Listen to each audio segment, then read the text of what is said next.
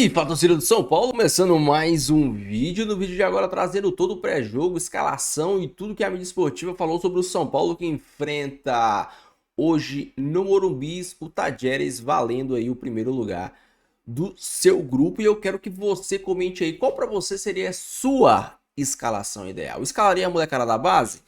Deixa aí nos comentários. Antes de mais nada também, deixa aí embaixo, deixa o like, se inscreva no canal, ative o sininho de notificações, vídeo no canal todos os dias para vocês curtirem.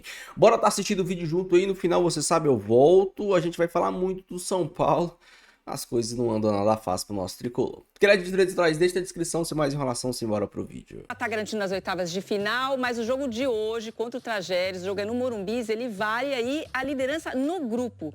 Quem tá lá no CT do São Paulo é o Matheus Ribeiro, acompanhando aí, o time tá concentrado pro jogo de logo mais e traz as novidades. O Beldia tá tranquilo para esse jogo, mas não tem jogadores importantes, né, como o Alisson e o Oscar, né, meu amigo?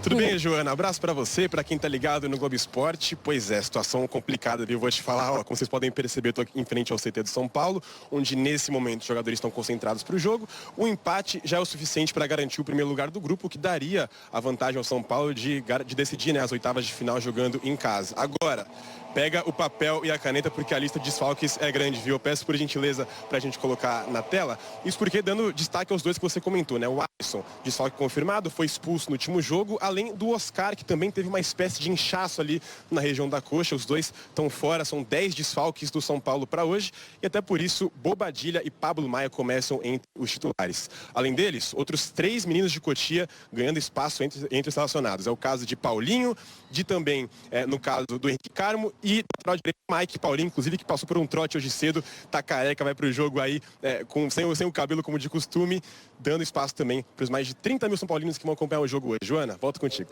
Obrigada, Matheus. Ó, impressionante como esse problema é recorrente no São Paulo, né? Um DM cheio de gente. Bom, e a seleção... Todos líderes do Campeonato Brasileiro, entre ali os líderes do Campeonato Brasileiro. É só depois daqui voltar, né? Exato, é só depois do que voltar, mas é exatamente isso, né? A importância de você deixar uma boa impressão para a pausa do Mundial, você pausa, porque agora, por exemplo, se o São Paulo é derrotado pelo Tajeres, como os jogadores vão entrar nessa pausa? Como entra o trabalho do Zubeldia? A gente vai ficar aqui, exatamente nesse programa, discutindo um mês esse o trabalho. Porque o prof falou assim, tiraram um pouco do... O nome do Zubeldia não está tão no foco, mas é óbvio que está no foco. Claro. Continua estando. Eu queria até perguntar para a Mari. Eles não citaram ali. Esse jogo de hoje é um jogo que vale pouco. Citaram lá embaixo com a comissão técnica. É um jogo que vale teoricamente pouco. O São Paulo já está classificado na Libertadores, não vai mudar nada para a competição. Mas vem num clima ruim. Mas, por exemplo, a gente já viu o Rogério Ceni, que é ídolo do clube, ser demitido depois de uma vitória no Morumbi pela Copa Sul-Americana contra o Puerto Cabello. Embora o São Paulo esteja classificado, se ele não ganha o jogo de hoje, minimamente ele não ganha, você acha que, justamente porque tem uma parada ali na frente, pode sobrar para o Zubeldia? Não acho ainda, Eugênio. A gente sempre volta, né, naquela entrevista do Belmonte à ESPN falando, né, o Zubeldia vai descer do ônibus com a gente contra o Santos. Mas o que, entre aspas, alivia a barra do Zubeldia são os desfalques. Ele não tem os principais jogadores à disposição. Ele sequer consegue ou conseguiu repetir escalações, tirando época de Campeonato Paulista. E olhe lá, então não tem Lucas, não tem Oscar, Ferreirinha, quando volta, faz gol, não tem o Ferreirinha, tem o André Silva lá na frente no lugar do Caleri, que tem correspondido. Então ele encontra alternativas com os jogadores da base, mas ainda assim, quem marcou no empate contra o Libertad foi o Luca, mas também não dá para colocar só na conta dos jogadores da base. Então, o São Paulo hoje talvez sinta muita falta do Alisson, inclusive, mas, por outro lado, e também o que pode pesar na conta, é que é um adversário muito fragilizado. Sequer tem um treinador, né, efetivado. Já demitiu 2 na temporada. Na verdade, o Guianzu pediu para sair do clube, não se classificou na primeira fase do Campeonato Argentino, o Tajeres. Então, assim, é um adversário muito fragilizado, que não vence fora de casa, e é um São Paulo que precisa do resultado, mas por isso, para ter paz, para aí sim demonstrar que no Campeonato Brasileiro também consegue fazer bons resultados no Morumbi. Muito obrigado, Mari. Mari Pereira, ao vivo do Morumbis. Você quer completar? Completa rapidinho, porque o Rafa Marques pede passagem já. Só sobre o Tajeres, né, que a Mari estava falando, o técnico foi demitido, ele chega com o interino, e eu estava ouvindo ontem numa rádio da Argentina, ele está há mais de 1000 minutos sem fazer um gol.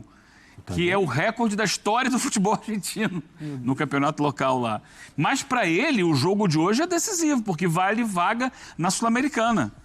O Talleres eles não têm mais chance de classificação na Libertadores, mas eles têm a mesma pontuação do Aliança Lima, e quem fizer mais ponto hoje, o Aliança joga com o Libertad, vai para a Sul-Americana, que para eles é importante também. Mas o time é ruim, Eugênio. Não faz gol em ninguém. Você acabou de falar. Sim, mas não vão ganhar. Vai dar tricolor. Isso é um perigo. O time é ruim, não faz gol em ninguém, Segundo tá sem treinador. Pior que o time não é ruim, mas vive seca de gols. O Carpini dizia que quanto mais tempo você tá sem ganhar, mais perto de ganhar você está. Peraí. O time tá mais de 1000 minutos sem fazer gol e não é ruim? Vou te dar aqui. É isso que eu tô ouvindo? Eugênio, é o pior argentino nas competições internacionais sul-americanas? 1009 minutos sem fazer gol. Acho que sim. Não é ruim? Mas ainda tem 4 pontos. Sim, tem 4 pontos. E... Mário... diga. Não, e é o perigo, né? É a receita, né? Obrigado, Mário. No sub-20. Subiu porque ele joga no comando do ataque ou na ponta. São Paulo está sem jogador de lado de campo. O Vessone... Imagina o Vessone falando que o Corinthians está sem jogador de extremo e tal, e eu vejo isso aí na tela, fico meio chocado, mas tudo bem. Aí, né, Tironi, eu acho que a questão, os parênteses na escalação são muito por conta de caras que vêm jogando seguidamente e não estão conseguindo, enquanto o Mirassol mostraram o quão extenuados estão, né? Então, acho que o desafio aí é fazer um time minimamente organizado, mas com energia, né? Senão não adianta. Porque o Talleres guardando as proporções, é o Mirassol da vez. Por quê? É o time que não está disputando mais de uma frente, está descansado, tem mais jogadores relacionados do que o São Paulo e vai jogar por uma vaga na Sul-Americana, né? E... ainda com um técnico interino, o Talleres é um time diferente, né? Ele está contratando um técnico interino para a segunda parte da temporada, para o mata-mata da Copa Sul-Americana, se ele passar, e para o segundo campeonato argentino, que agora tem o campeonato argentino 2 por ano, né? De novo começou a ter isso. Que é o Diego Coca, possivelmente foi o técnico campeão do Racing, tirou o Racing da fila lá atrás e tal, que é o provável novo técnico do Talleres, mas ainda não está no comando do time. Então, esse time aí da tela é o possível, né? Que seria a grande novidade, o Rodriguinho atuando como titular, né? Coisa que não aconteceu até o momento, por exclusão, praticamente isso, né? A dupla de volantes, você falou Bobadilla e Pablo, porque os outros volantes não estão disponíveis, nem o Alisson, nem o Marcos Antônio, né? O Alisson não está machucado, está suspenso. Os demais desfalques são todos por lesão. Agora, estou olhando aqui essa turma, Massa, quem está esgotado de todo mundo aí? Rafael goleiro, tudo bem. Ferrarese está bem cansado, Arboleda não está tão cansado assim, né? Ele andou ficando na reserva e tal. Alan Franco, tá? Mas ele pode jogar o Sabino. E o Enzo Dias está. E aí essa é uma questão, né, Massa? O Wendel chegou, foi contratado, era da seleção, não joga nunca. Mas para jogar com o Wendel talvez fosse melhor ter um terceiro zagueiro, né? Poderia ser um... Pablo Maia está voltando agora de contusão, também não está esgotado, mas também não está em forma. Bobadilla, esse deveria estar rendendo. Então, Massa, mas o São Paulo não tem quem jogar na ala direita. Não tem lateral direito disponível, nenhum. Nem o Igor Vinícius, nem o Cedric, nem só o menino da base. O Cedric está no banco, vai ficar no banco. Mike. O Cedric vai ficar no banco talvez... ou está fora? Então, o problema... Não é uma garantia. O Cedric está no banco? Não é uma garantia. Não conseguiu treinar. Por isso que o Mike subiu, né? Por isso que o Mike subiu. Aí, o São Paulo tem que deixar o máximo que puder para este jogo os garotos de fora. Porque eu li que tem um movimento da torcida que carta, não vai fazer recepção aos jogadores. Tem isso também.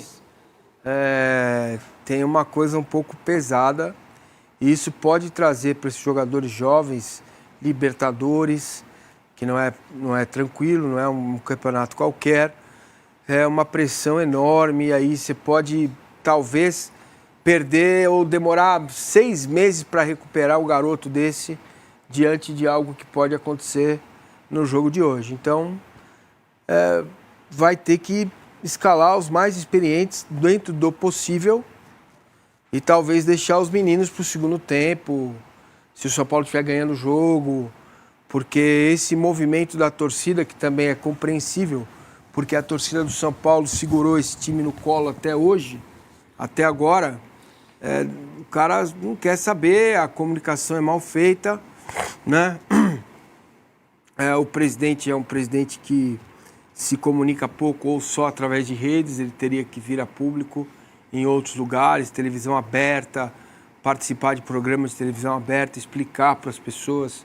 Isso tem uma grande importância, né? Que o São Paulo está passando por esse momento difícil, nem todo mundo compreende, né? Então, olha, o risco de você queimar um garoto aí por 6, 7 meses é alto num jogo como esse contra o Tajeres. Se perder, se o São Paulo não fizer um bom jogo e ficar aquela coisa tome e vaia, aquilo pode sim prejudicar um garoto desse que está subindo. Você falou sobre o Casares falar, o Casares falou. Mas curiosamente, esse é um ponto importante, mas curiosamente, por exclusão, acho que alguns jogos vão ser aproveitados. Curiosamente, no último jogo, o Luca salvou o São Paulo. Salvou o São Paulo. Salvou o ambiente, né? O gol de empate do Luca é o que permitiu que o São Paulo tivesse praticamente garantisse a liderança, porque manteve os 3 pontos de diferença para o Libertad. Se não, o Libertad já estaria com os mesmos pontos, jogando em casa contra o Aliança para roubar a liderança do São Paulo. Então, o gol foi muito importante. Mas ele se machucou no jogo seguinte. Sabe o que eu agora fala? Propor para vocês uma discussão? Não hoje, quando vocês quiserem, a gente tentar desvendar ou dar a nossa opinião sobre uma frase que eu ouço muito, leio muito, né, nas raízes lá, que é: não tem padrão de jogo. Vocês ouvem muito isso? O tempo todo, basicamente. São Paulo? Sobre o São Paulo? Não. Tô falando... de todo mundo. Eu ouço no Palmeiras também. O que eu acho que valeria, desculpa, eu tô quebrando aqui a pauta, mas valeria um tempo de programa para a gente explicar o que é isso. Só isso. Aliás, o Ancelotti, perguntaram sobre ele saiu. Eu essa pergunta para o Ancelotti. A gente vai falar. Ou o time mal treinado. Mas o time mal treinado, leitura de jogo, enfim, são várias expressões. Não tem padrão. Não, o que eu mais ouço não tem padrão. Padrão de jogo. Mas, Massa, você falou, não, o Casares tinha que vir a público e tal. De fato, o Casares deu uma entrevista que não foi publicada na íntegra ainda para o Antônio Tabet, lá no UOL. Falou sobre algumas coisas, sobre o grego que está chegando na base, falou sobre a grana, mas aí é o ponto que eu quero chegar, que eu acho que é o maior pecado ou um dos grandes pecados dessa administração. A comunicação que não é clara. Aí o que aconteceu? Teve reunião do Conselho Deliberativo ontem, pintou lá uma tela que o São Paulo está gastando mais do que na folha salarial do que gastava no ano passado. É um dado de alguém da oposição. Aí esse negócio o São Paulo as coisas são tão não é possível. Nebulosas que a gente só vai saber se isso aí é isso aí mesmo quando sair o balanço do ano que vem. Não é possível. Então. Essa tela aí é de um conselheiro da oposição, né? Que foi apresentada ontem no Conselho. Vamos lá. A gestão de futebol do São Paulo, em relação à folha de pagamento do São Paulo, em salários, o São Paulo diz, né, a direção de futebol, ter economizado R$1,5 milhão de reais em relação à folha salarial do ano passado, com aquele movimento de saída de 18 e entrada de 4. O que contraria esse número, mas talvez esse número trate de outras valências, né? Acho que precisaria ser explicado. O diretor de futebol, Carlos Belmonte, que diz... Meus amigos, o São Paulo que enfrenta o Tajeres hoje sem 11 jogadores, entre desfalques e lesionados e suspensos. E a grande... Eu não vou falar de desculpa, mas a grande questão que dizem sobre o São Paulo, não tá jogando nada, é a falta de jogadores. Mas no começo do ano, o São Paulo pegou Inter de Limeira, pegou Velo Clube, Ponte Preta, com os principais jogadores e também não estava jogando nada. Mas o que mais pega nesse São Paulo, para mim, é o famoso padrão de jogo. Para mim, o São Paulo não tem o mínimo de padrão de jogo. Ofensivo, defensivamente, o São Paulo ele é até um time que não sofre tanto quanto outras equipes. É um time até bem seguro. Mas o São Paulo não tem um padrão mínimo de jogo ofensivo. Não tem. Olha os últimos gols do São Paulo. É pênalti, escanteio, bola cruzada na área. E o gol do Luca no final lá, o menino indo pra cima de 2. Não tem uma construção. Ah, mas com os desfalques... Mas os caras não treinam? Esses caras não treinam juntos? Acho que, independentemente... O Zubeldia está mais de um ano no cargo. Independentemente dos jogadores que são utilizados, acho que todos eles são submetidos aos mesmos treinos. Aprendem as mesmas coisas. Você tem aí a questão do entrosamento, que fica trocando demais o time. Mas 1 ano e meio no cargo, acho que já seria o suficiente para os jogadores, no mínimo, entender. Não, a gente vai jogar assim. Vamos jogar assim. Vamos tentar. Pelo menos tentar. Vamos tentar jogar assim. Qual que é o padrão de jogo do São Paulo? O São Paulo do Aguirre era o contra-ataque. O São Paulo do Dorival era o jogo construído por dentro, só por dentro. As poucas vezes que o São Paulo atacava por fora era com o Caio Paulista. O São Paulo do Rogério Ceni também era um jogo, acho que até mais plástico, um jogo que tentava aí envolver o adversário e gerar espaços para os pontas. O jogo do Diniz era um jogo de atração, você atraía o adversário e saía ocupando os espaços após atrair o adversário. O jogo do Crespo era um jogo muito combativo. Você combatia bem no meio de campo, retomava essa bola e era extremamente direto. E também um jogo de muito lançamento, um jogo de ligação direta. O São Paulo fazia muito gol de ligação direta, de ganhar a segunda bola. Qual que é o padrão de jogo do Zubeldia? Eu aqui, lembrando fácil, lembrei dos padrões de jogo, padrão bom ou padrão ruim, independente disso. Tô falando que os times tinham um padrão minimamente de jogo. Qual que é o padrão de jogo ofensivo do Zubeldia? Alguém sabe me dizer? É você jogar o Oscar para lateral esquerda, para ponta esquerda, para limitar os movimentos dele? É você trazer o Luciano para o meio de campo para matar completamente qualquer criação do time? Eu não sei. Eu não sei qual que é o padrão de jogo do São Paulo. Eu não sei como o São Paulo ataca. Eu não sei como o São Paulo pode vir a fazer gols. Cada jogo é literalmente uma roleta russa de criação. Você não sabe como o São Paulo vai atacar. É impressionante. E isso é ter minimamente o padrão de jogo. A torcida do São Paulo critica muito, não entende. Eu não tô querendo que o São Paulo ganhe do Palmeiras, do Flamengo, do Botafogo. Isso aí é luxo. Eu tô querendo que o São Paulo ganhe do Mirassol, do Sport, do Cruzeiro. Desses times que eu tô querendo que o São Paulo ganhe. O torcedor, o louco, ficou revoltado porque o São Paulo perdeu pro Palmeiras na última bola. O torcedor tem o direito de ficar chateado. Mas o torcedor não vai cobrar o São Paulo se o São Paulo ganha do Sport, ganha do Cruzeiro, ganha do Mirassol e perde pro Palmeiras. Porque é um jogo perdível, se é que essa palavra existe. É simples assim. O São Paulo, o Zubeldia, não está sendo cobrado por jogos grandes. Porque o jogo grande é 50-50, irmão. Agora, nos jogos pequenos, o São Paulo tem a obrigação de vencer e não está fazendo a sua obrigação. É por isso que o Zubeldia está sendo cobrado. Vamos ver até quando isso vai durar. Deixa sua opinião, deixa seu comentário. Não esqueça de deixar o seu like aí e se inscrever no canal. Fiquem com Deus, até o próximo vídeo. E valeu.